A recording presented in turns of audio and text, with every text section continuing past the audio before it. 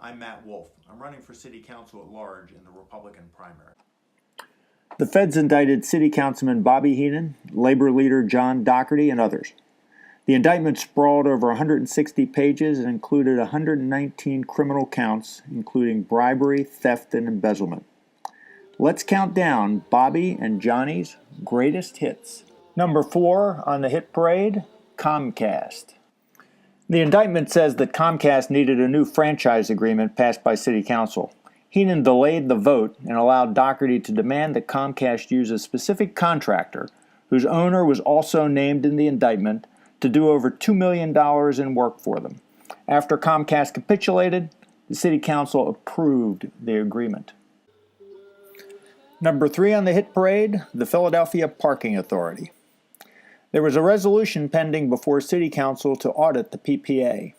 The day after an official asked Henon to help defeat that resolution, Henon asked them about getting glass for windows for the house of a close friend of his. 3 days after that, Henon voted to table the resolution. Shortly thereafter, Henon's friend got her free windows. Next on the hit parade, coming in at number 2, the soda tax. Here's a picture of me speaking at the ShopRite near the city line that's being driven out of business because of this tax. Taxes like this are why we're the poorest big city in America, driving out businesses, jobs, and opportunity.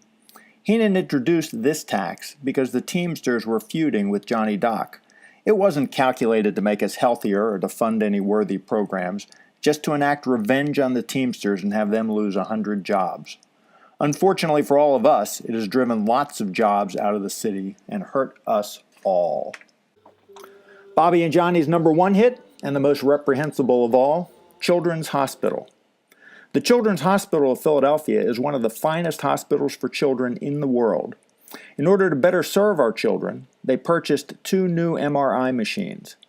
Johnny Doc called them and asked why they were being installed with non-union labor. A reasonable question for a labor leader to ask. Children's Hospital replied that they had to be installed by the manufacturer or the warranty would be voided. Again, a reasonable explanation when installing machines that can cost over $1 million each.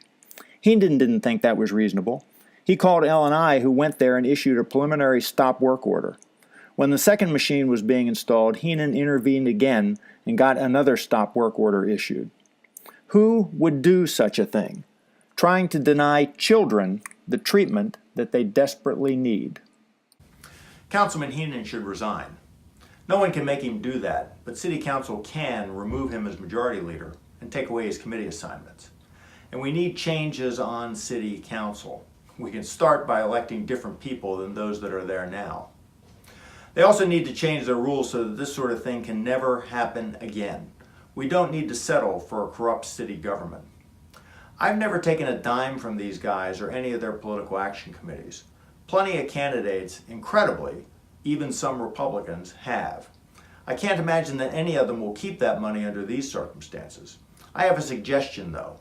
Don't just give it back. Donate it to a charity. Maybe Children's Hospital? How's that sound? I'm Matt Wolfe, and I need your vote in the Republican primary to start bringing common sense back to City Hall. Paid for by www.wolfe.org. Check out our website.